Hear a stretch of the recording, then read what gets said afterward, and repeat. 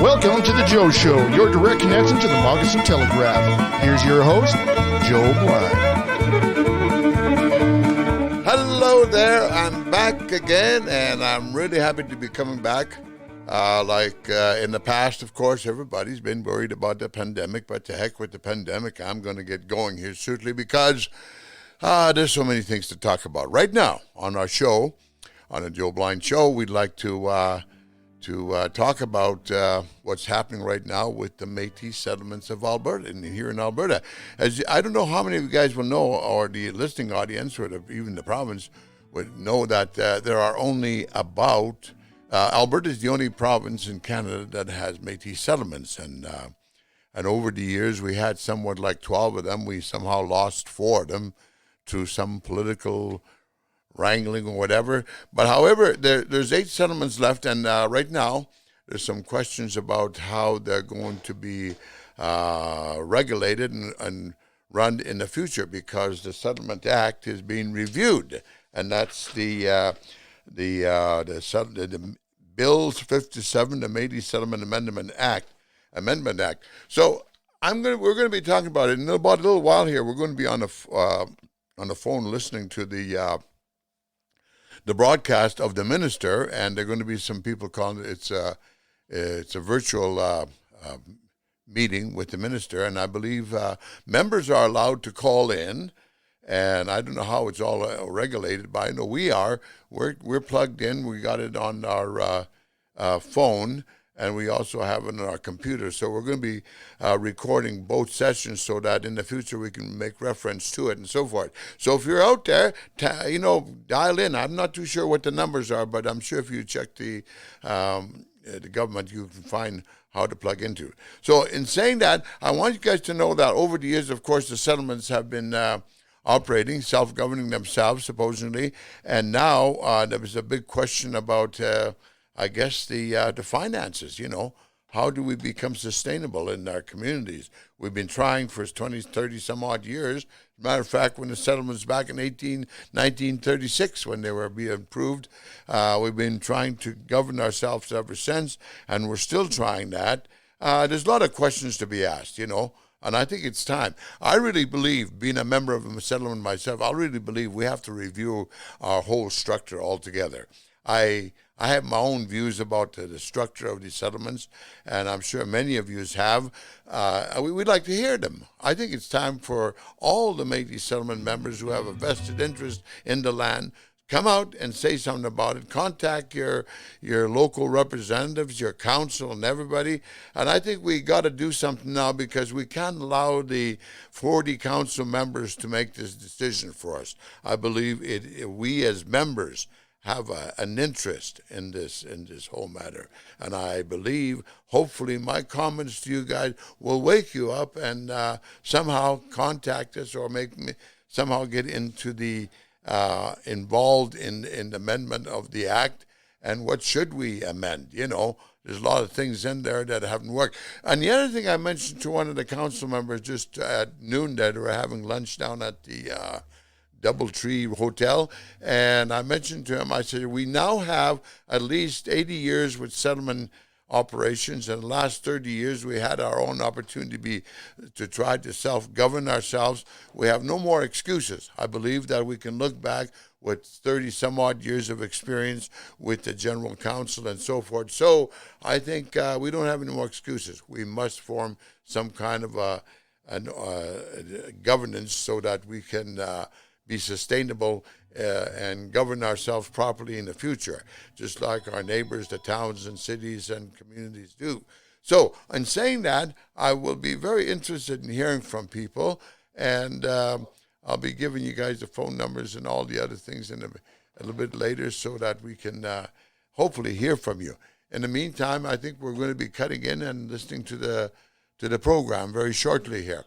So, but understanding that, I think that reach the government by telephone at 1-877. There you go. 770-4636, or by email at public-engagement@gov.ab.ca. Be called to ask for your opinion and to answer your important questions. If you'd like to join the question and answer discussion and you get this message in the next 30 minutes, please dial in to join the conversation at 1-877-229-8493 and enter ID number 115500 and the pound symbol.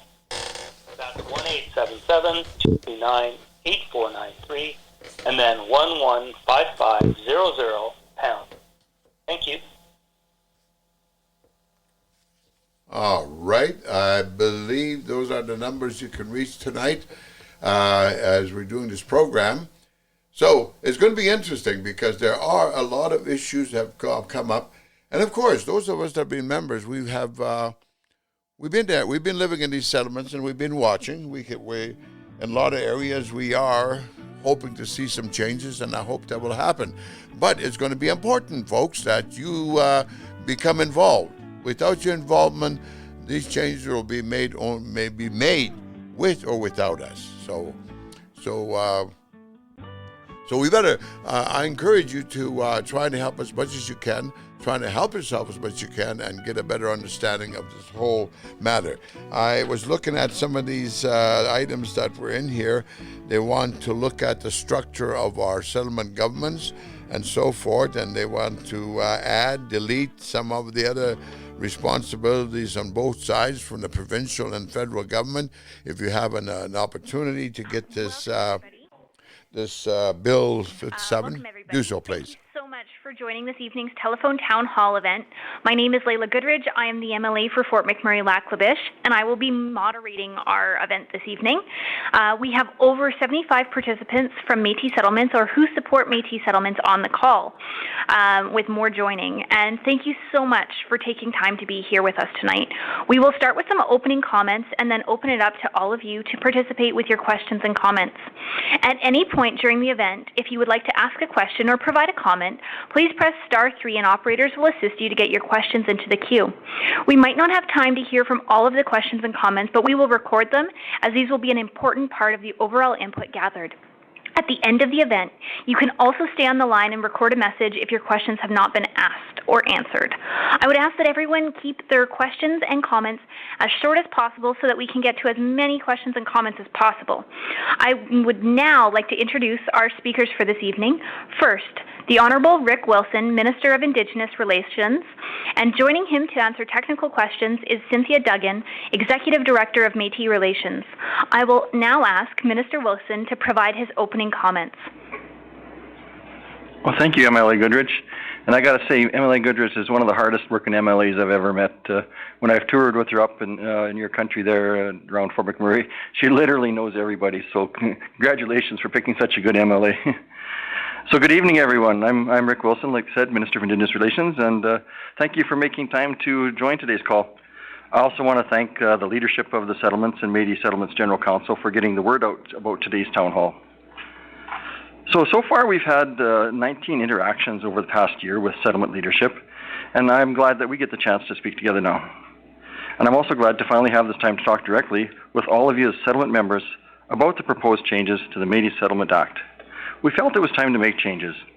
That's because I've heard from so many of you that Métis communities are ready for more autonomy, transparency, and more sustainability. That's the backbone of the changes to the legislation. Changes that are going to help you to continue to build the strong and the sustainable communities that you deserve. I'll just run through some of the biggest changes that make up to the Métis Settlements Act that we've done. So the changes that let your settlement councils decide how big or how small your councils. So right now it's set at 5, but I'd heard from some people that they'd want to go smaller, so to give them some more flexibility. So what we've done, instead of saying, because when we originally introduced that, we said it was going to be 3, but we'd heard from a lot of people that said, no, don't force the 3. Let's leave the flexibility there. So we've left the flexibility, so it could be 3 or up to 5 members. And we want to encourage better accountability and transparency, because I've heard that a lot too from Métis members and through letters and telephone calls and engagements. So we want to encourage the better accountability and transparency. For example, the councils have to publicize travel expenses and salary information, so you know exactly how settlement funds are being used and how much the governance costs. And chairs would be paid a full-time salary, and that would be decided by the settlement council. And then the councillors can be paid up to 50% of the chair's salary. Now, the reasoning around that was I'd heard concerns from council members that if they were a full-time councillor, they couldn't be employed on the settlements. So that change would allow this to happen, and then they could still create their own bylaws around per diems, etc. There's also an amendment to create a bylaw. I want you to be in charge of your own destiny. I've heard that from a lot of members. Why is the government telling us how to spend our money? It's our money. So that's what we've done. We've given you the opportunity to do that. Now, our governments have been long partners, making sure Métis people could have a land base of your own and not have to suffer the poverty many of your ancestors did a century ago. And I couldn't be in more awe of what you've accomplished. I've visited many of your settlements and seen a lot of the great things that you've accomplished. And I'm confident these changes are going to free you up to achieve much more on your own terms and in your own way. And we're also going to be working with the councils to acquire grants and being more involved with Indigenous-specific programs like ABIF and IOC. So that means there's grants that other, like regular municipalities could get. So you can have the option you can apply for all those, you're eligible for all those. And on top of that, there's other grants that are specific for you, and that's the ones that some settlements will be getting for this year. So, and these grants some of them are just for Indigenous communities, and like I said, there will be some settlements receiving some this year. So transitions like this are never simple, and I want to assure each of you that this is going to be an ongoing partnership. And this is a partnership that will, I hope, lead to more stability and independence for all 8 settlements. So I know you've got a lot of questions, so we'll get to them. And also, like Layla said, we do have Cynthia with us, the Executive Director of Media Relations, and she'll help me if we have to drill down into some more of the details. So if you want to open up the lines, and let's take our first question. Thank you, Minister Wilson. Really appreciate that. And I will just, a reminder, if you are just joining the call, we ask that you please press *3 to have an operator assist you to get your question into the queue. So again, that's *3 to get your question into the queue.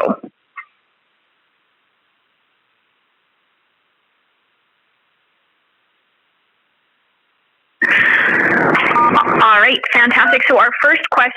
The Access Live event operator has been notified that you wish to ask a question. And bring forward this legislation to amend the Métis Settlements Act. Well, there's a couple of reasons for it. One of them is the long-term agreement that's in place.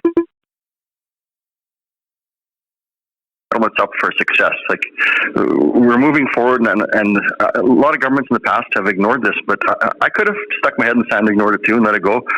But I've got a lot of good friends out there now, and I want them to be successful in the future. So that's why we've moved forward with these, and we've left it as enabling legislation so that the flexibility is there for the settlements. The other reason is to get some of these things in place for the upcoming election, because there will be elections coming up this fall. So we had looked at moving it forward for last fall's legislation, but in speaking with the settlement councils and the general council, they'd asked us to delay it so they had more time to work on it over the summer. And so that's what we did. We put it off for 6 months and then brought it forward for the spring.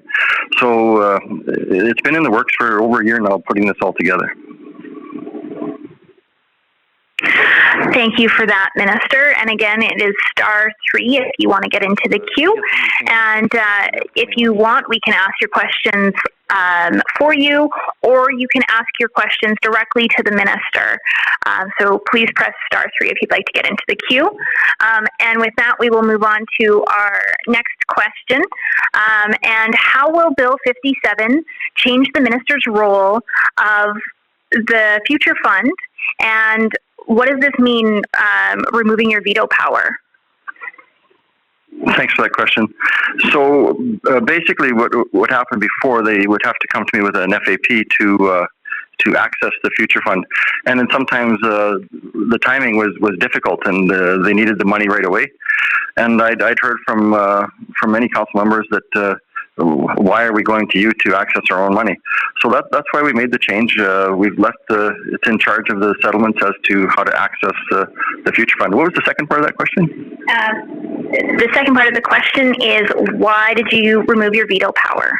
Yeah, I guess that was the reasoning behind it, was just from what the input I'd got from various members, that the timing was sometimes delayed because they were having to come through the ministry's office to access their money.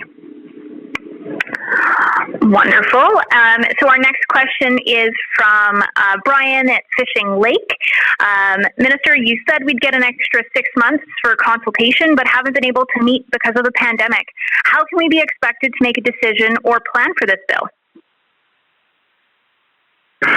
Thanks, Brian, and that's a good question because the pandemic did made it a tough year. But there are ways. I'm sure there was opportunities over the summer to get together at various functions and talk. And I mean, even if your council was to do a phone out like. Hello, my name is Anna, and I'm an operator for the Town Hall this evening. May I please have your first and last name? My first name is Joe, and my last name is Blind from Buffalo Lake Métis Settlement. Perfect. Just one moment, please.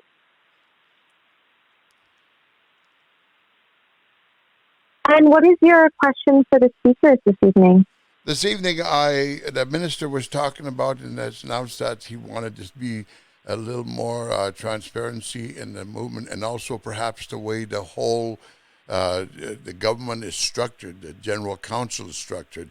Like, for instance, there's a lot of lame duck leaders in our operation. I don't vote for the chairman back home, and he's the one that speaks to the minister for me and has the vote at the general council. And then we have a lame duck president on top, the president who doesn't have a vote. So me picking on him or going to him for some help doesn't help as a member of a settlement. These are the questions that should be directed at him. Will he be willing to change that as well? Until then, there's no use changing any other things. Perfect. Just give me one moment, please. I want to make sure I got that all down.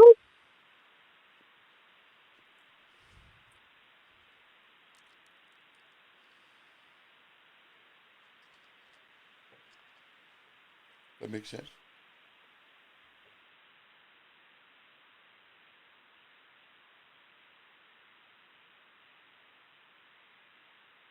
Perfect. Thank you so much for your question. So we do have a lot of calls coming in right now, but we will try to get your question on the air. If your question is selected, the speaker will introduce you by saying your name. And if you hear your name, you can simply start talking. I got to talk again? Yeah, so if you want to go live, then when they introduce you, you can start talking. But if you prefer, I can make a note to have the moderator read your question aloud for you. I can speak for myself. Okay, perfect. Sounds good. So what I'll do now is I'll transfer you back to the call so you can listen on in. Thank you. Thanks. Have a great night. Toolbox here. So, for instance, on some of your penalties, so if you've created a bylaw and say somebody's, and I've heard this from some of your council members, that you've created a bylaw and you've got no way to really enforce it. If somebody's doing something in the community that you want them to stop, you can create a bylaw, and then if they don't do it, we can charge a fine and take them into the courts that way to help deal with stuff. And this will also generate some more income for the community. And also by going, if you decide like you're short of cash and you think that you can still handle this, maybe want some of the smaller communities, maybe you only need 3 councillors. So there's quite a savings there by dropping from 5 to 3. So basically, like I say, we're giving you the options. You can decide if you want to use them or not, but it's just another tool in your toolbox to help you move forward into the future. So the next question comes from Hazel from Peavine. The members have not been consulted by the MSA changes. How will you ensure accountability and transparency?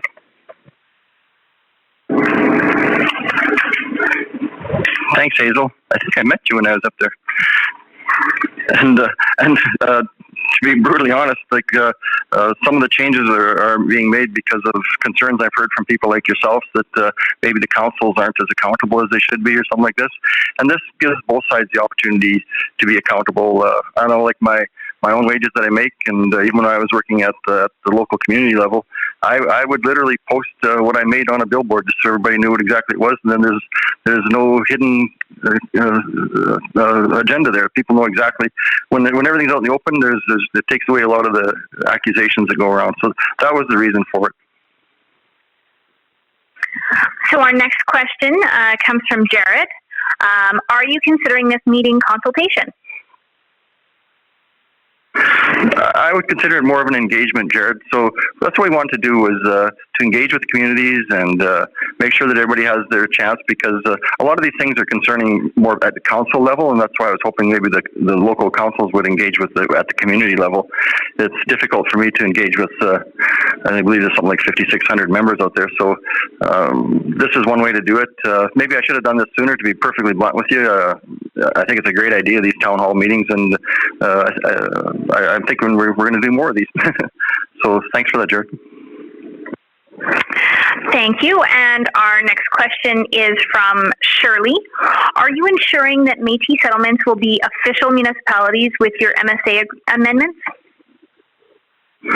Actually, they're not municipalities at all. They're a separate entity, and that's why we have a separate act, the Métis Settlement Act. It ensures that you aren't a municipality because you are a unique governing body, and that's why you have your own separate act as opposed to any other community in Alberta.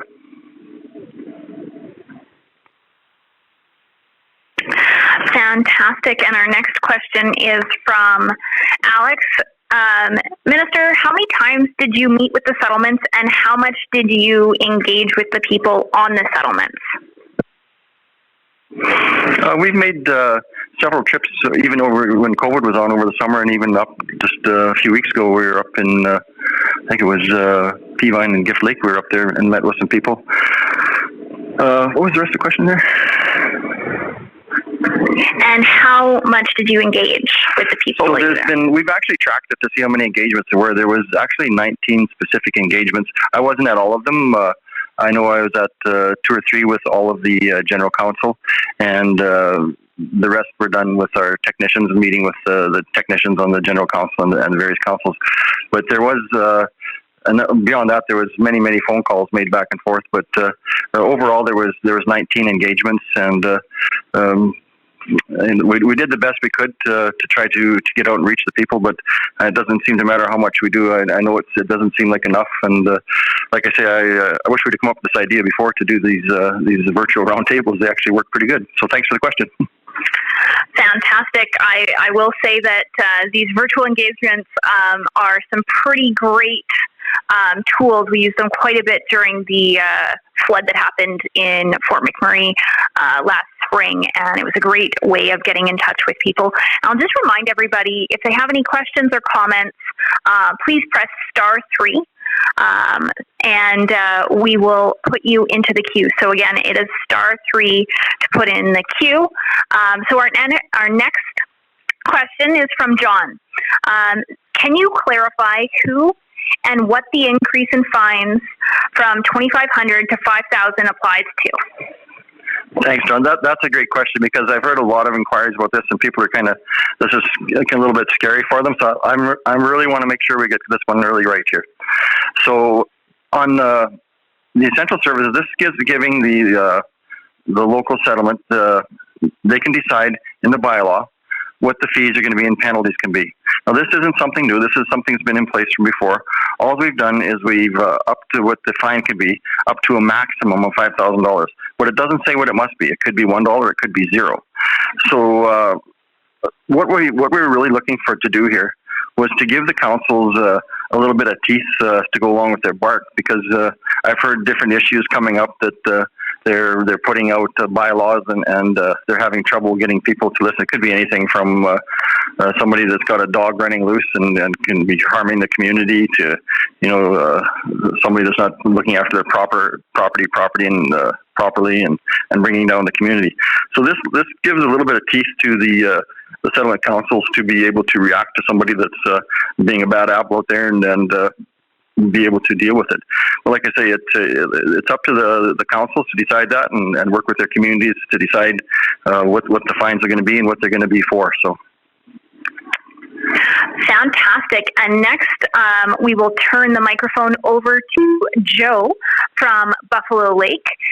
Joe, the floor is yours. Good. Thank you very much. Mr. Wilson, it's nice to talk to you. I'm from Buffalo Lake, and I think we met. I'm not too sure. But I wanted to ask you in your show, in your presentation about what's happening. What's that sound? Maybe it's my stomach. Whose stomach is that? It's the minister's. Go ahead, Joe. Okay. Anyway, I wanted to just mention to you that over the years, I'm one of the senior members from Buffalo Lake, and the question I have for you is that are we going to have at least a chance to review everything? We can't make any more excuses. We had 30 years of this exercise to govern ourselves and be sustainable, and somehow I feel we failed in a lot of ways.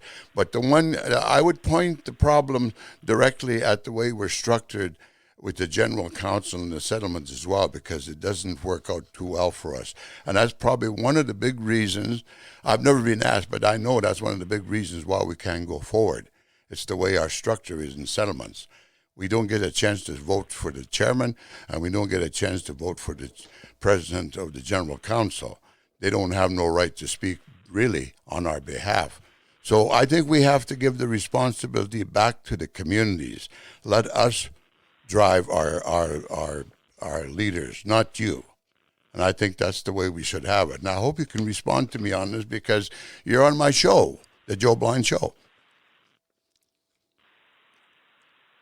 Well, that's awesome, Joe. I think we did meet once, actually. I kind of remember you because you got a great sense of humor, and I appreciate the question. And this isn't the only opportunity. These are just some legislation just to get started. Just to, like I said, just to give the council some flexibility and some options to start moving forward to the future. And if more amendments are wanting to be made, I mean, I'm going to let that be driven from the grassroots up. I mean, I don't want to be heavy-handed and going around telling you how I think you should operate or not operate. I want this to come from your communities. And I think I've kind of opened the door now to let you see how this legislation works. I mean, it's a 30-year-old legislation, Joe. I want to thank you. You certainly over the last 30 years. Yeah. And it's time to take a look at it. There's also a few amendments in there that are outdated, and everybody agreed to just take those ones out, so they weren't a big deal.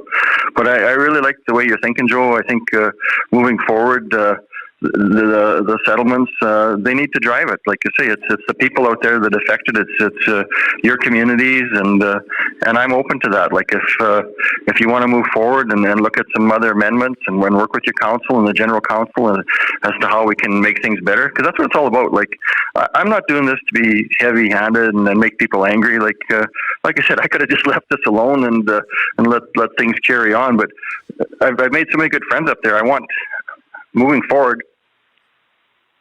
That's right, Joe. Yeah, I'm here.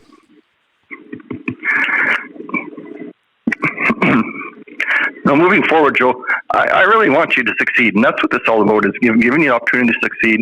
We've set up some great programs for the Indigenous people, and I made sure we included the Métis settlements in that to get involved in some of the bigger AIOC projects, and I'm hoping that we can pull something off this year with some of the settlements. We got a couple of projects in the works, and that's what it's all about. It's setting you up for success and not being heavy-handed, to give you and your councils as much opportunity to be successful and drive this thing into the future, because there's so many opportunities out there right now. Like when I look around, like there's 1.25 million acres under your control. Like that's amazing. Like I've seen all kinds of operations going when I was up there. You got logging operations and businesses being run, and even a hotel. Like just like you guys are the first entrepreneurs in Alberta. So I mean, anything we can do to help, that's what I'm here for. I'm not trying to be heavy-handed or trying to make people angry. Life's too short for that. So like let's work together and make this off, pull this off, and move into the future. And if you want to make some more changes in the future, drive it from the grassroots, drive it from the people, and come forward with it, and we'll look at that. So thanks for your comment, Joe. I really appreciate that. I appreciate your comment. Thank you, Joe. I really appreciated your question. I think accountability and transparency are so important. So our next person is going to be coming at us live, and we've got Angie from East Prairie. Angie, the line is now yours.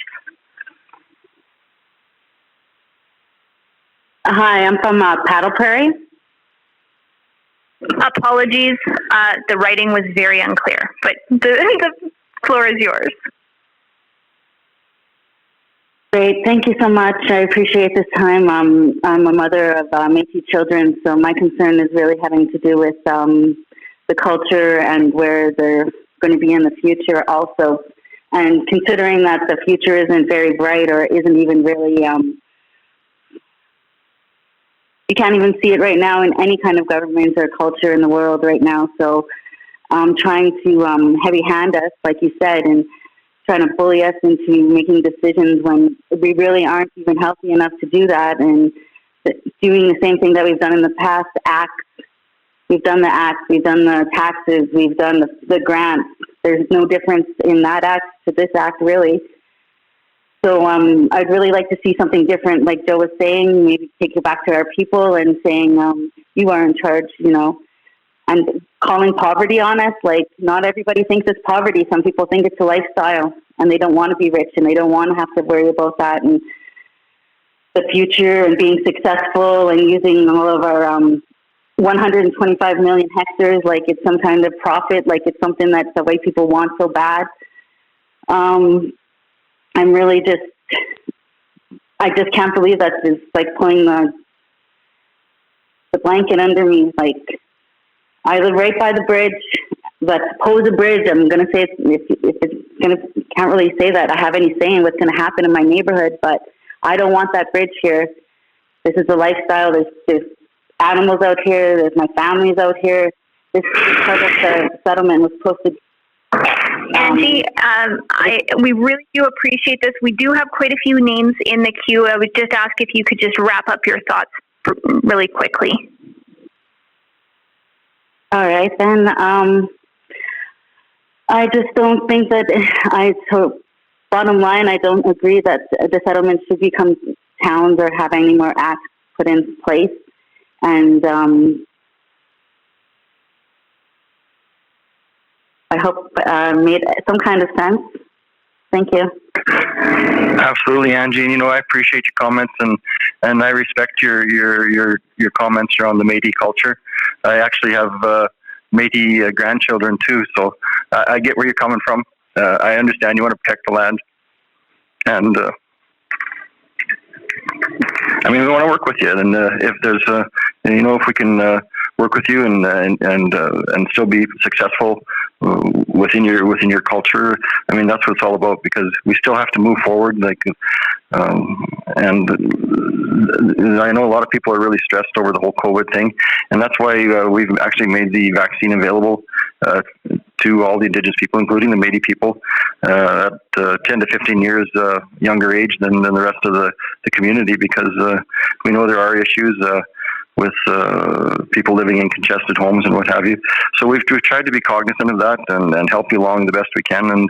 And I'll certainly look forward to your comments in the future and work with your council. I encourage you to work with your council if you've got concerns about local issues. That's their job, is to help you through those. So thanks for your comments, Angie. Thank you for that. So the next one is Shirley, and her question is, your changes want Métis settlements to allow for deficits. How is that being financially responsible? Our budget system doesn't allow for deficits, and it works for us. With that, we will go over to Cynthia. I believe she can give a more technical answer for this one. Yeah, so the intention is not to encourage deficits, but rather, because we've clarified the need for balanced operating budgets, and recognizing that emergencies can happen, like floods or fires. So, if an emergency situation arose and the settlement needed to go into a deficit to deal with that, we've provided that 3-year period to rectify the deficit. So it's not, as I said, to encourage deficit, it's just to allow for it in the event that it's needed.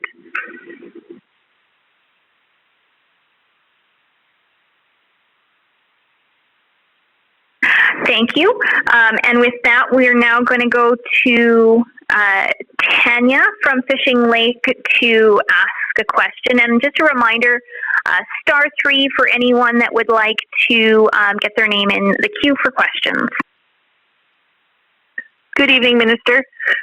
My question is a lot of the wording in the amendments for the MSA are aligning with the Municipal Governments Act. Are you trying to eventually make us into municipalities? Thanks for the question, Tanya. And the answer is No.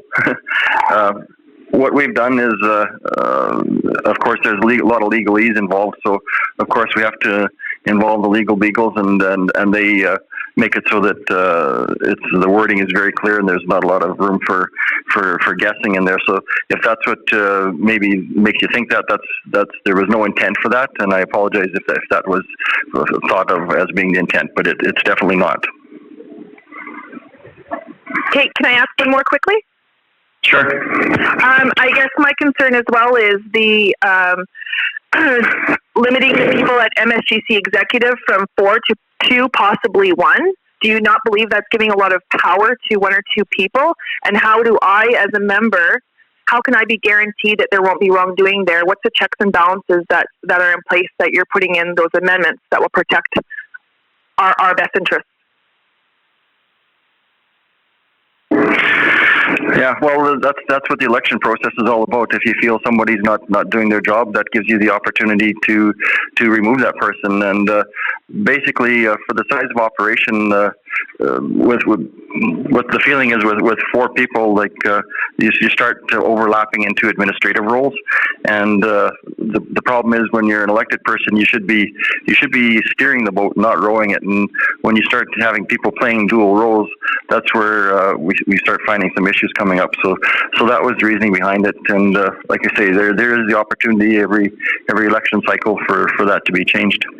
And that, yeah. Fantastic. Thank you so much. That was almost the identical question we had next in the queue. So that was perfect. And we are now at the halfway mark of our call. Just another quick reminder to everyone, *3 if you'd like to get into the queue.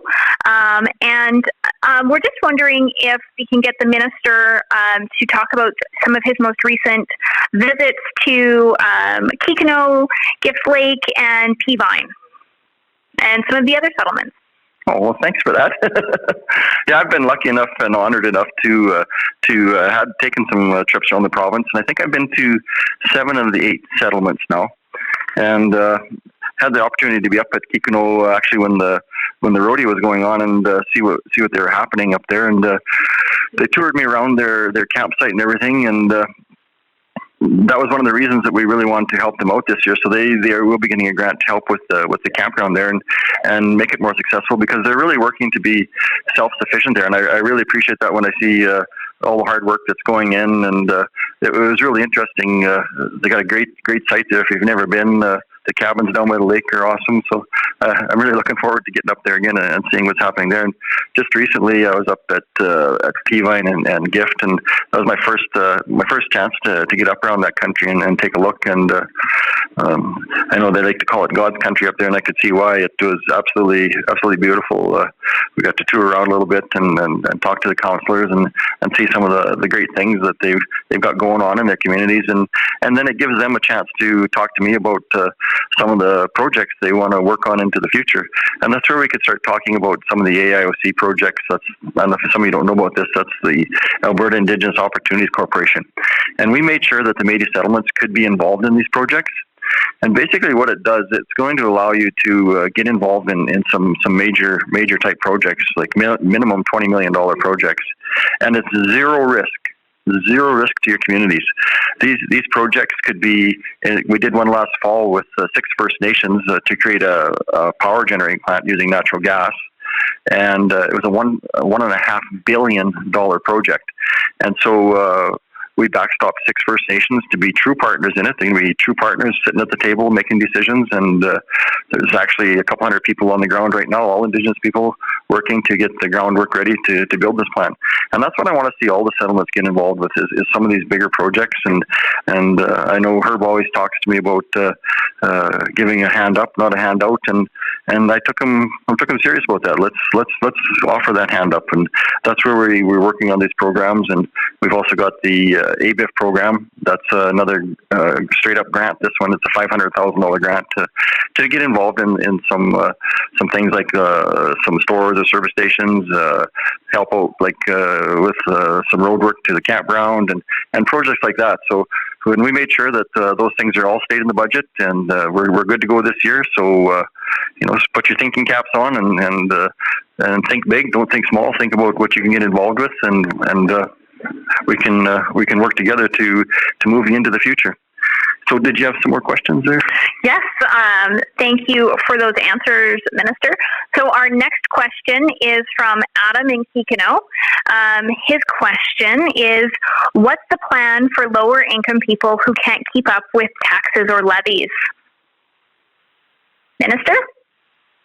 Well, thanks for that question. And there are some supports through community services for all Albertans, including Métis, to get involved in these programs. And if you are having some trouble out there, you can contact my department, and we can work you through and see where you could fit in and help you to get involved. Because I know it had, like you said, some people have mentioned this, it's been a tough year with COVID, and I mean, everybody's struggling right now, but we are seeing a light at the end of the tunnel. It's not just tunnel anymore. So I'm really hopeful, and for the future that coming up, this is going to be a banner year for Albertan, and we want you to be involved in that future.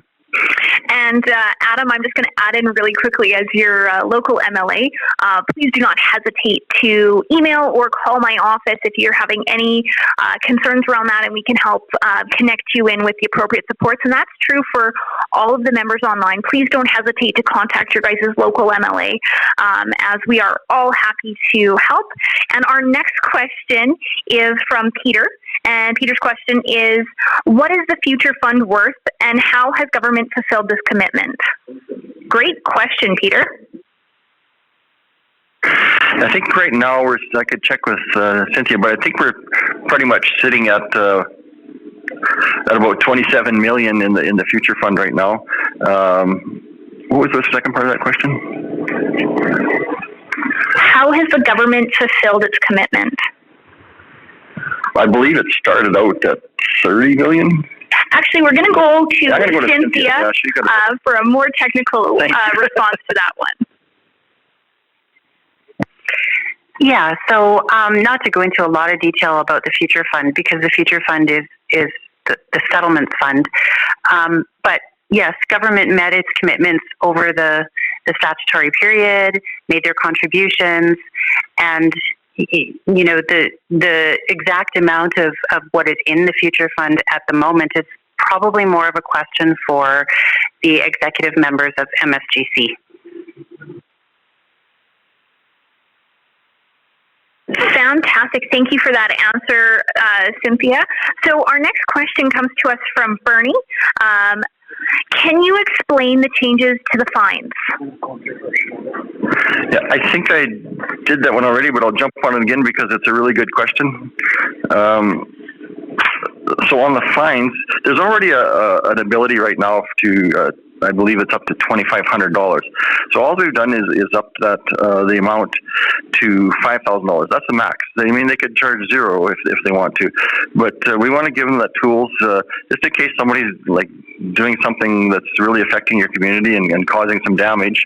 That the council has the ability to have a bylaw in place to control that activity and get it to stop.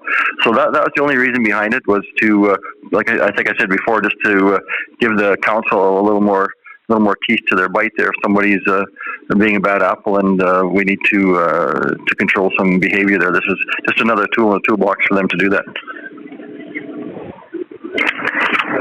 Fantastic. Thank you for that answer. So this next question is actually, I think, a really great question. It's from Ron at Fishing Lake. We have many more concerns we would like to address. When can we? Well, if you have any further concerns, we would welcome you to email ir.ministeroffice@gov.ab.ca with any additional questions or comments, and we can address them at that point in time. So again, that email address is ir.ministeroffice@gov.ab.ca. Thanks so much. All right, and our next question is, we go back to Mona Lisa, who we didn't get to the last time because the question was asked before that. So the next question is, the province owes for the Check Egg fine. Sorry. For the Check Egg Creek fire, when can we expect that? Great question, Mona Lisa. That is a good question, and I was actually up there right after the fire, and I remember walking with Lori. This chokes me up. We went to her house and her family home that got burnt down, and we found one of her little toys laying there in the ashes.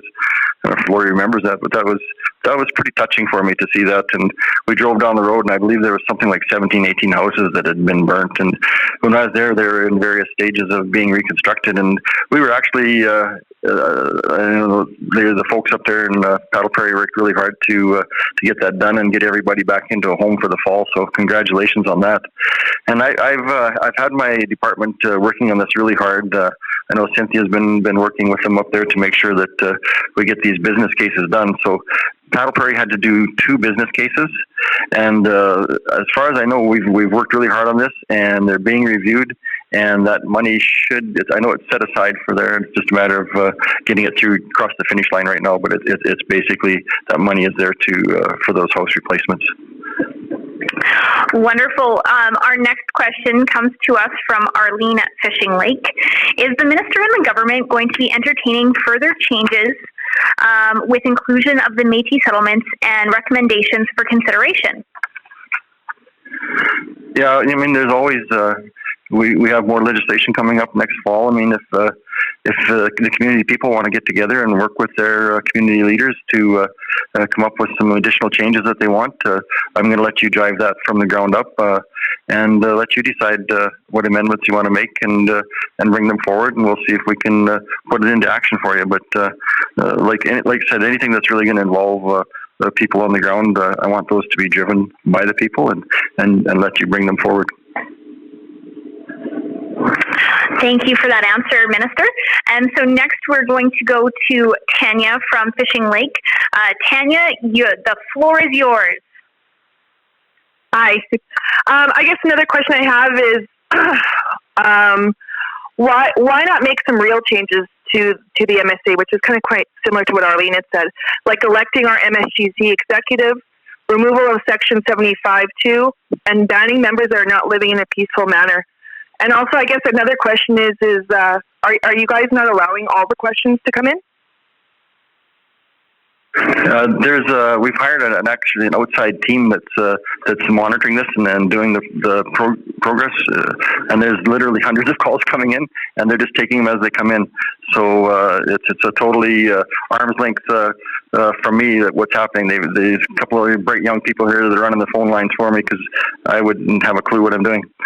So as far as making changes to allow to elect MSG representatives in Section 75, what I'm saying is if you want more changes, that's going to be up to your communities to decide that. If you want to have meetings over the summer and fall or however long it takes to these are what I would consider substantive changes, and I would want to see very robust engagement to make sure that everybody's on side with that. And that's not something that I would drive from the top down. I would want you to drive that from the bottom up. Thank you for that, Minister. I know for myself as the local MLA for Fort McMurray-Lac-La-Biche, I have been very fortunate I get to represent both the settlements of Kikino and Buffalo Lake, of which I think has really been an amazing opportunity for me to connect with some of the members out there and really form some great relationships. And I've been fortunate to bring Minister Wilson out to both Kikino and Buffalo Lake. I know he really enjoyed coming out to the rodeo, and we both had a lot of fun out there at the rodeo. It's a great event. If anyone hasn't been to the Kikino rodeo, I'd highly recommend it. And I just want to remind everyone on the call that we understand that we probably will not be able to get to everybody's questions here. But if there are any questions that are remaining that didn't get answered, please do not hesitate to reach out to Minister Wilson's office or reach out to your local MLA's office, and we can get in touch with Minister Wilson. We do try and work as a team, and many of us northern MLAs that have the Métis settlements are working extremely extremely closely with Minister Wilson as we're working through this. So please do not hesitate to reach out to us. And another side note is that if we don't get to your question, you are able to leave a voicemail at the end of the call, and we will be responding to all of those. So our next questions come to us from Raymond, and Raymond's first question is, what is the penalty or accountability measure for settlements who breach the 3-year carrying of a deficit legislation? That's a great question, and I'm looking at Cynthia. She's busily working it over. But I just want to say that when Layla's talking about contact your local MLA, that's the first place to start. And I think, Layla, what do you know? But this open house, I think, is a great way to contact and work with people. I'm excited about this. This is really giving everybody an opportunity to contact us. I think we'd be willing to do something like this again, wouldn't we? Well, I would definitely be willing to do something like this again. I know that this is one of the tools that the regional municipality of Wood Buffalo used quite extensively through our spring flooding, and it was a really good way of bringing our community together with various different subject matter experts to be able to have some of these conversations and make sure that everyone felt heard and that we got them the appropriate information. And so as the weeks went on, we would sometimes bring in different experts from different departments within the municipality or provincial representatives. I participated in a number of them, as well as our federal representative, and it really was a positive way to engage. And I do really think that this could be a great opportunity for us going forward. And maybe next time we could have a few more of us Northern MLAs who represent some of the Métis settlements to be able to direct some questions directly at your local MLAs. That's great. I just wanted to bring one thing up while we got everybody on the line here too, because when I was traveling up there with you, when you were with me, I was good, but when I was on my own, Mr. Google doesn't work up there very well. And I found myself wandering down some trails that I didn't know where I was going. So I brought that up with our Minister of Government Services, and just let you know, we are working very hard right now on a solution for bringing broadband, which is the internet, to some of the more remote communities, because I found this is a big issue, especially now with COVID and kids being out of school. It's going to make it really difficult for some of the more remote communities to do the homeschooling and have that connectivity and be able even to be on a phone. So that's something that I'm working really hard with other ministers to get done, is to bring that the internet service to a better level up in your area there, because I know you've told me that your phone doesn't work in a lot of places, and now I believe you. Well, and thank you for that, Minister. I know your first time coming to meet us up at Buffalo Lake, and I tried to explain to you that you had to take a specific highway, but he didn't really listen. And he learned that by taking 855, there was zero cell coverage for that entire trip, rather than taking Highway 36. So you didn't really save much time. So we are definitely working on improving our cell coverage, and I know Lac-La-Biche County, for those in Buffalo Lake and Kikino, is working really hard to get another cell tower up to improve the cell coverage in that area. So our next question for Raymond is, what happens if a community can't afford a chairperson or its council? And I will also have the second part of the other question from Raymond of, what is the penalty or accountability measure for settlements who breach the 3-year carrying of a deficit legislation? Cynthia, can you help us out with those? Yeah, so there is no direct penalty associated with the 3-year deficit, but the minister has retained all of his protecting the public interest powers. So if there was, a situation where it was thought that the settlement wasn't being run properly, he has still all of the powers that he has under the current act to appoint an investigator, to have an inspection. All of those still exist. Wonderful. Thank you so much, Cynthia. And next we're going to Adam at Kikino. Adam, you are live on the line. Hello, Minister. I just want to clarify my question I previously asked. What's your plans and intentions for seniors and single mothers that can't keep up with these new taxes and levies that are going to be coming into place? And I have a follow-up after that, if you wouldn't mind. Yeah, there is no new taxes unless the council decides to put them in to start with. Like, I mean, if you are having trouble paying some of your bills, you are eligible for any of the benefits and supports that are available to anybody in Alberta. And like I say, work through your local MLA and their office, and they'll be more than happy to put you in touch with the various entities that can help out with those type of things. And there's a lot of help out there right now, especially with COVID going on. I know we've put a lot of emphasis into addictions and mental health and what have you. So there is a lot of help out there for people that are feeling the pinch right now. And Adam, you have a follow-up? Yeah. My second question is, now that we cooked through $300 million since 1990, why are you wanting to step back so much when we need so much oversight in the financial area of it? Well, that money is coming to an end. That's the long-term agreement money. I think we got about 2 more years left on that, and that's one of the reasons we came up with the AIOC project to help with settlements to move into the future. And that was the whole idea behind the long-term agreement, was to help them get their governance in place, get their structures in place to be self-sufficient. And we've got some great programs out there. And like I say, we've developed grants across the province to help with roads, sewer, culverts, those types of things.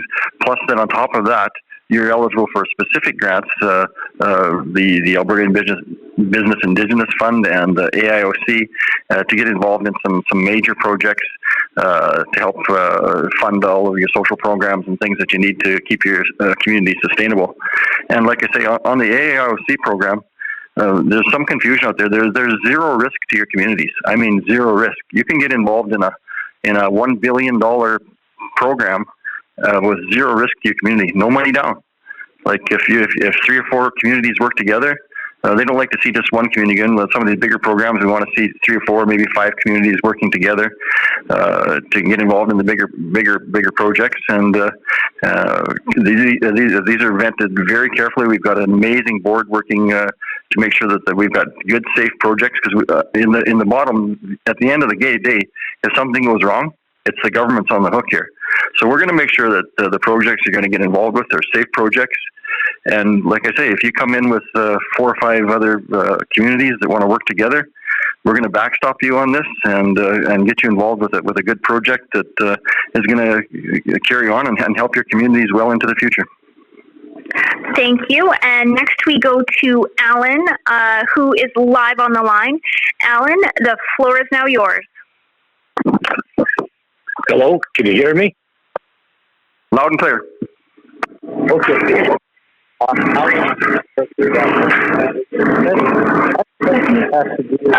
on. Alan, you broke up there, and I think it was a technical part on our end, so can you just restart your question? Okay. Alan from the Keystone Métis Settlement. My question has to do with the Daniels decision. Exactly where do we Métis people from the settlement stand as far as that goes? Like, who becomes the responsibility for us, the federal government or the provincial government, or has there been any talks about it? Because it's my understanding that all Métis in Canada will become the judiciary responsibility of the federal government down the road. So where's that at? Yeah, that's a good question, and basically the Métis Settlement Act doesn't end in 2 years. The Settlement Act carries on. You'll be able to operate and elect your officials and carry on as you are. There's nothing stopping that from happening. And as far as federal government goes, if you want to access federal grants, I'm there behind you 100%. They owe us a lot of money, so if we can get you some dough out of the federal government, we're all for it. So we're behind that 100%. Well, and just to further up on that one, on the Daniels decision, as it is mostly a federal side, but please connect with your local member of parliament, who is Shannon Stubbs, who is an absolutely spectacular woman, and I know her office is very keen to help you on this particular issue and any other issue that you have that has to do with the federal government. So please do not hesitate to contact MP Stubbs. And I'm going to read out, we have an anonymous comment from someone at Buffalo Lake. I would like to see more of these town halls and have speakers talk less and have more time to hear different people. Well, thank you so much. I agree with you, and I think we will be committing to doing a few more of these. And so then the next question we have is, Minister, how is this enabling legislation, and will this make life better for people on the settlements? Yeah, thanks for the question. And why I'm calling it enabling legislation is because I'm not like, for example, on the counselors. I could have said, okay, we're going from 5, we're going to 3 counselors, but we're not saying that. We're giving you the option. So, like I say, if you've got a settlement that's you figure you can run it with 3 people and you don't need 5, we're giving you the option to do that. And that way, instead of putting money into your governance structure, you can put it into social services and housing or whatever else you want to put it into. Like some people have said, well, that's only $200,000 or $300,000 a year, but over 10 years, that's $3 million. So it's not small change. So you have to look at what we're trying to do here is give more of the authority and more of the power, because I've heard that self-governance is an issue. So this is giving the councils that ability to do that and make those tough decisions. Governing isn't easy. Trust me, you got to make tough decisions sometimes. Like my chief of staff tells me, it's not all just the visits and eat and bannock. You got to get out there and work sometimes. So it's not easy, and I hope you appreciate that. Thank you. So our next question is, how will members know if they need to vote in 3 councillors or 4 councillors or 5 councillors? Minister, can you reply to that? And just so you guys are aware, we are elapsed in our time, so that was the final question for this evening. But we do want to remind everybody that they can leave a voicemail at the end of this. Well, thanks for that question, because that's a good one to clear up too. So councils are going to need to pass a resolution at least 6 months before the general election. And if they don't pass a resolution, it's going to default to 3. So it's going to be a council decision. They're going to have to figure out what's going to be best to look after their community and how they want to govern it. And I think one of the things I really got to stress is you got to make sure you've got good administrators in there doing the job. Because if you've got a good administrator, that's going to take the burden off your council. They'll be able to make guide the council and let the council steer the boat and let the administrators paddle it. So I think we're wrapping here. Everybody's kind of packing up their books on me, so I'm going to be the last one in the room. So I just want to thank everybody for being online tonight and giving us the opportunity to talk to you. I really appreciate it. And like Leila says, this has been a great opportunity to talk to everybody when it's not easy to get out there. And we'll be looking forward to doing more of these. And thanks for your time this evening. And thanks Leila so much. And thank you, Cynthia, for your time tonight. And I'm going to go back to Leila to close it up here. So thanks, everybody. Thank you so much, Minister. And thank you to everyone for participating in today's event. As I mentioned at the beginning of the call, you can stay on the line after the event is over and record a message for us if you have any outstanding messages, comments, or questions. Also, you can email the Minister, ir.ministeroffice@gov.ab.ca with any additional questions. And Minister, I know it's something that's come up quite a bit in the last couple days for me, but perhaps you could clear it up for everybody that's listening on the phone. The status of Bill 57, where is that in the legislature? And clear up some of that information for all those who might not follow every single debate that happens in the chamber. Politics 101. So thanks for that, Leila. And she's the expert. I'm telling you, this girl, she's got her act together. She's like my best friend and a staffer, and she really knows what's happening out there. So I really appreciate all your help on this. So basically, Bill 57 is in what we call in the House. It's on the floor. So we've passed first reading. and then it went back up, and I had the opportunity to present second reading. But it was right at the end of the day, so I was really rushing to get it in, and they were pressuring me to get it in. And I literally had one.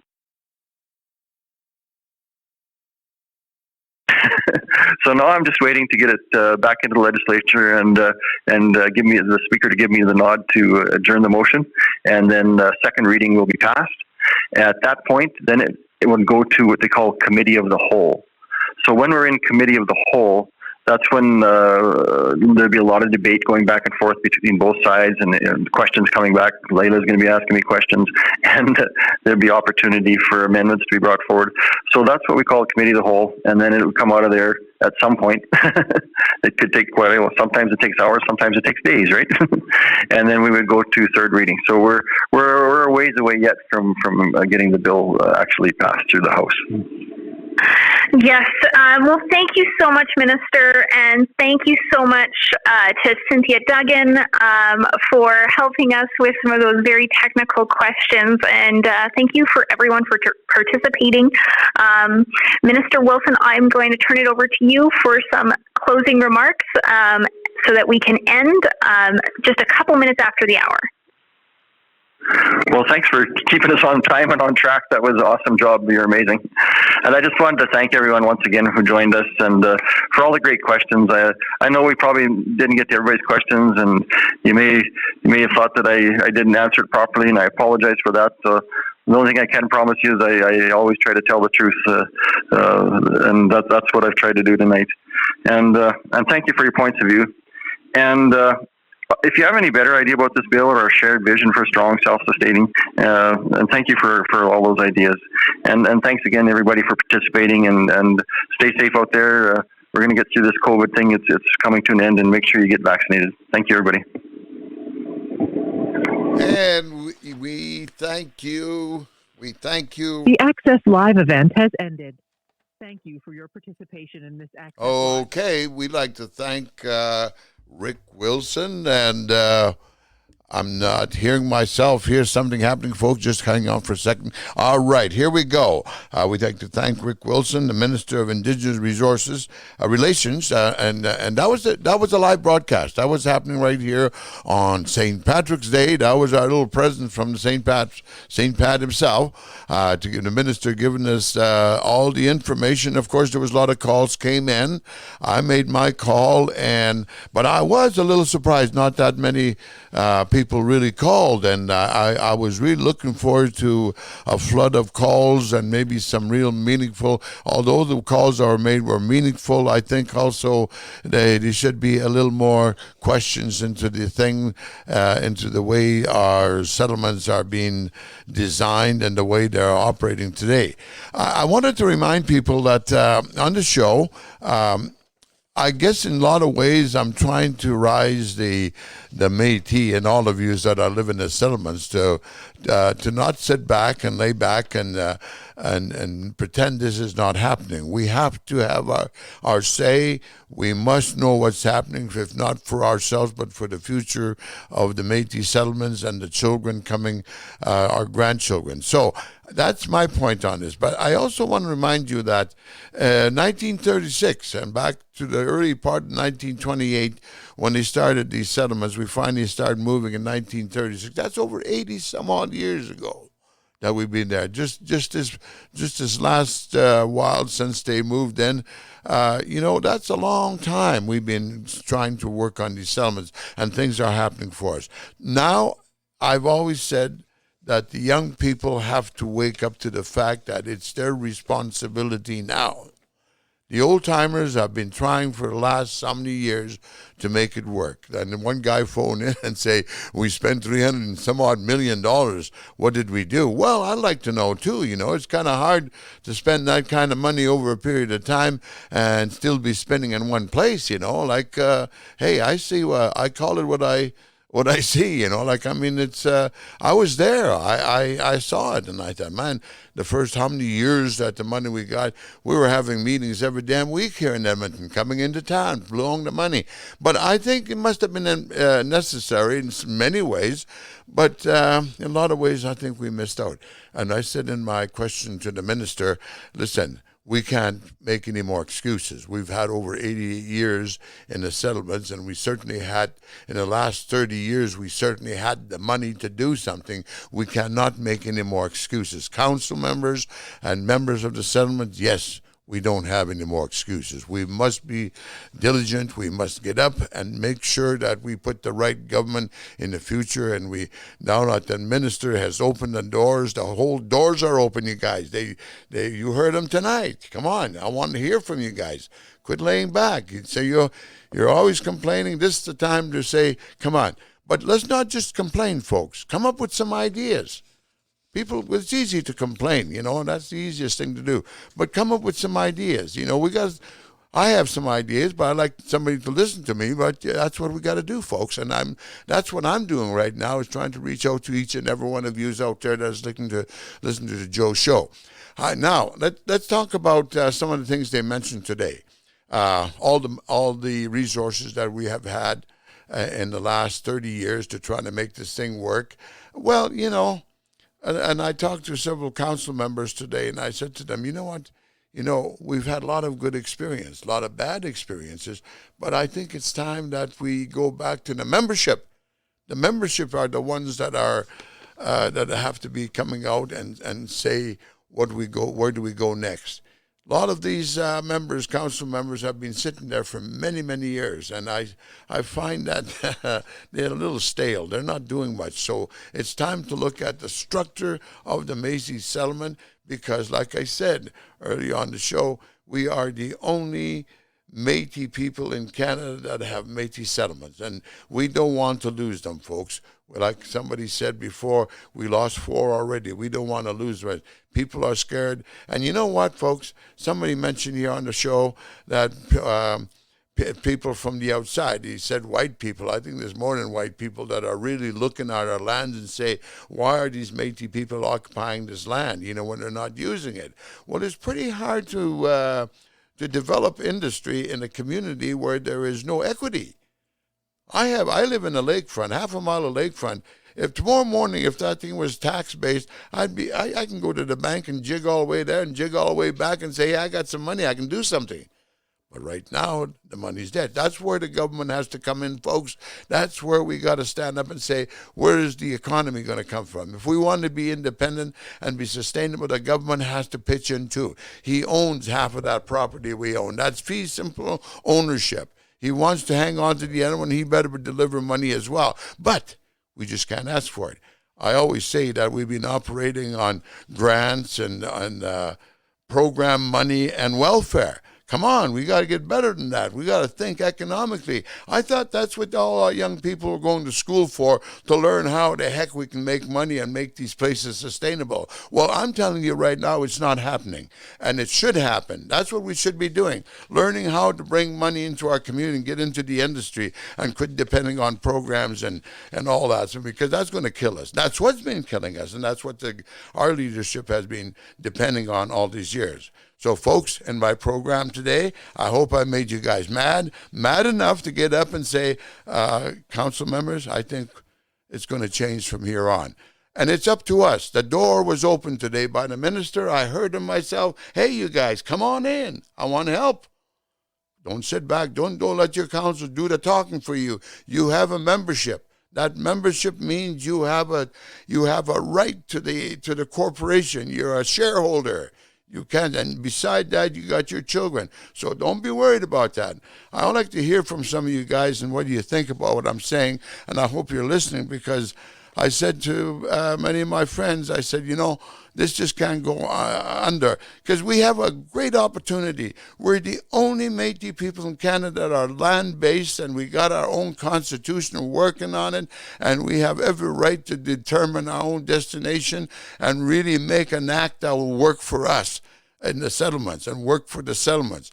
And I don't want to divorce myself from the government. The government will always be here. Both federal and provincial governments are going to be here. So nobody has come up with a plan how we can work with both of them and still feel safe that things are going to happen for us, that the resources are there.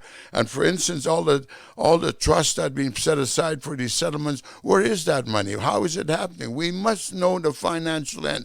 And when this go around, I encourage people, let's look at the financial end. Let's look at the economy. Let's do a budget, a real budget, not a government budget. Our budget alone in Buffalo Lake should be worthwhile in the 20 millions, 30 millions a year for what we should be doing, but it's down to a government budget, and man, I'll tell you, that kills everybody. That makes it hard work for all the council members trying to keep up with their promises. Now, that's crazy, folks. That's crazy. We have to really look at the whole system of the general council and the way we're set up. Like I said to the minister, we got a lot of lame duck leadership here. Right from the start, right back home, only 5 council members get to elect a chairman. And that chairman has the right to go to and sit with the minister and represent us when we, in fact, didn't vote for him. 5 council members voted for him and probably voted for himself as well. But my point is, and then they go down there to the general council, and 8 people go to the general council, and they vote for one president. But they don't give him a vote. So, and I didn't get to vote for him either. So he's not my president. It's the General Council Board of Directors president, not mine, because I never even had a chance to vote for him. But my point is, our system is so old and out of step with everything that we're being totally controlled and being socially and economically engineered that we'll never make it out unless we wake up, folks, and that's what I'm all about. Your Joe Blind Show is really a controversial program. I want you guys to respond to my point, and if you think I'm full of S, well, damn it, phone me and let me know. Why not? Heck, because I think it's necessary. I hear from other people. Otherwise, it's not going to work for anybody. In the meantime, folks, I'd like to hear a little tune here because I'm getting dry in the mouth, and I'll be right back.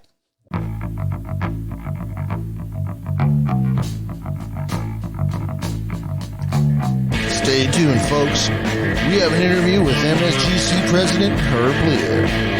Only here on The Joe Show.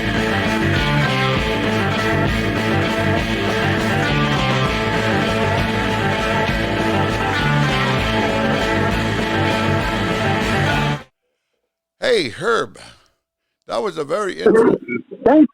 How you doing? Very well, very well. As a matter of fact, that was a good... I thought it was a good one. I was listening to it already. I made my comments on it. But what's your view on it? You're the chairman. I'd like to hear you. My listeners would like to hear from you. Yeah. So Joe, number one, I'm very disappointed. The minister spent a lot of time. He wasted, I would calculate out to about 15 minutes of the 60 minutes by talking about the Indigenous Opportunity Fund, about having small talk about going to the Kikino Rodeo and blah, blah, blah, blah, blah, rather than field questions from all of our members. And when I did a quick count, I counted approximately 20 members that got a chance to have some input. And I know that he said on there that there was hundreds of calls coming in. I know that there was a couple of us that had questions in the queue, and we wondered why our questions never were gotten to when some people had three questions answered in there. So I look at it and I say that the minister was or someone was vetting the questions that came forward and making it look like there was support. But my real concern is that the minister will now look at this and say he did some consultation with members. 20 members out of 7,000 members. Like he says 5,600, but he doesn't count those on leave of absence and all those other members, and ignore all the kids who are under 18. So I look at all of this, Joe, and I say, is that true and meaningful consultation? I'm sorry, but in my opinion, it is far from consultation. He tried to downplay it all and say that he wasn't making us like municipalities, and he tried to say that that he was trying to do this for more transparency and accountability and to make it us more cost savings. And then he said, "Oh yeah, and you can now be in debt for 3 years." Well, they're trying to say they're going to make us more accountable and transparent. I don't see any of those changes that he's doing that increase accountability and transparency, other than posting the wages and the travel budget, which I already do as the president of General Council. I make that information knowledgeable to all the members. I have nothing to hide in that. But I think that's a good thing. But he didn't talk about how that under the disaster relief plan, they now made us that we have to pay 10% of any disaster that happens in the community, where they'll pay 90% and we pay 10%. So we could go millions in debt with one disaster, one flood, or one fire like the magnitude of Chuckegg Creek in Saddle Prairie. And then now he's made it so that you can be in debt for 3 years so that they can collect their money off of us for 3 years. There were some really good questions from the membership. He skirted around lots of the questions. In fact, when anything came up about Section 35 rights, what he said is, "Oh, we'll help you to get some programs money and grants." Herb, I'd like to ask another question. I heard a lot of things tonight. Questions. For some of those questions were a little lame, but I think there were some serious questions. But you're right. I was expecting a whole load of questions coming in from all over. If we did make access to these communities. But what's the next move, Herb? What were you going to recommend to the General Council? What should we do now? People want to hear that. I think everybody heard it. Those that called in, and by tomorrow, Moxon Telegraph is going to reach all over the countries. You know that. And if people are listening to my show, yes, they're going to be calling me. But I want to hear what's our next move? What should we do? I'm one of your members as well. Remember that. Okay. Yeah. So Joe, my biggest move always is to try to move towards what the Daniels decision and have rights. Everything to do with the Métis Settlement Act is ameliorative. It is not rights-based. However, there is a component in the Act that says that the Act cannot abrogate or derogate from our Section 35 rights. Everything he's doing, that all these changes to governance, are a breach of our Section 35 rights. So, in the end, if this becomes law, and it still has to go through a few more stages, then General Council will have to consider taking forward action against the province for breach of our rights. Well, there you go. There you go, Herb. I appreciate that because, like I said, I'm pretty sure you'll be getting a lot of calls. I know that people out there really wanted to hear things, and I want to thank you for coming on my show. And if I have any more questions down the road, there's going to be a lot more questions. I'll definitely keep you in mind, and I'll give you a call. I'm sure you got a lot on your mind. Thank you very much. I really appreciate the chance to talk. Hi. Marche. Thank you for joining us for this very special Bill 57 Joe show. As always, folks, questions, queries, and comments can be sent to joeblind1@gmail.com. That's joeblind1@gmail.com.